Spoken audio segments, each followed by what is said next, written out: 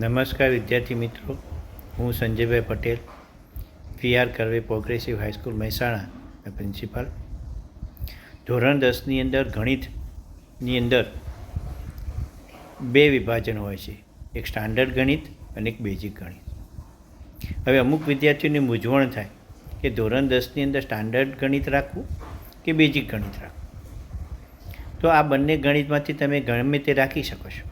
બંનેનું પુસ્તક એક જ આવે છે, પરંતુ બોર્ડની પરીક્ષાની અંદર એ ફક્ત જે અમુક ચેપ્ટર જે સરળ હોય છે એ બેઝિક ગણિતની અંદર વધારે પૂછાય છે, જ્યારે સ્ટાન્ડર્ડ ગણિતની અંદર આવા જે સરળ ચેપ્ટર હોય એ બીજા ચેપ્ટરના જેટલા જ માર્ક્સનો પૂછાતો હોય છે. હવે સ્ટાન્ડર્ડ ગણિત રાખવાથી આપણને ભવિષ્યની અંદર શું ફાયદો થાય કે બેઝિક ગણિત રાખવાથી આપણને ભવિષ્યમાં શું ફાયદો થાય? તો બેઝિક અને સ્ટાન્ડર્ડ આ બંને ધોરણ 11 સાયન્સ માટે નક્કી કરવા માટે હોય છે, પરંતુ હમણાં 2 વર્ષથી તમે સ્ટાન્ડર્ડ ગણિત રાખો કે બેઝિક ગણિત રાખો, ધોરણ 11ની અંદર કોઈ પણ પ્રકારનો ફેરફાર થતો નથી.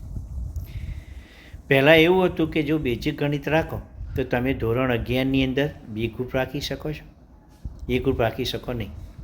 જ્યારે સ્ટાન્ડર્ડ ગણિત રાખેલું હોય તે વિદ્યાર્થી એ ગ્રુપ પણ રાખી શકે છે ધોરણ 11માં અને બી ગ્રુપ પણ રાખી શકે છે ધોરણ 11માં.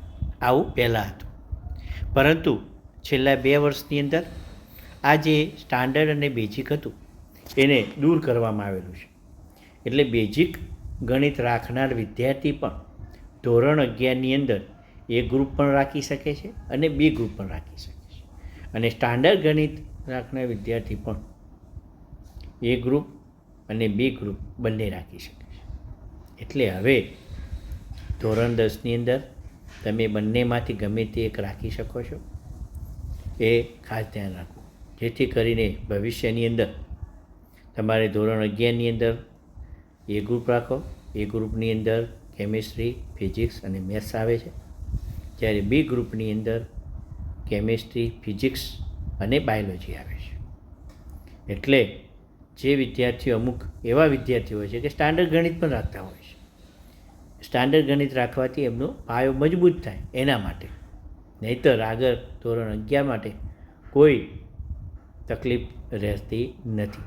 એટલે તમામ વિદ્યાર્થીઓને વિનંતી કે તમે ધોરણ 10ની અંદર સ્ટાન્ડર્ડ ગણિત રાખી શકો અને બેઝિક ગણિત પણ રાખી શકો છો.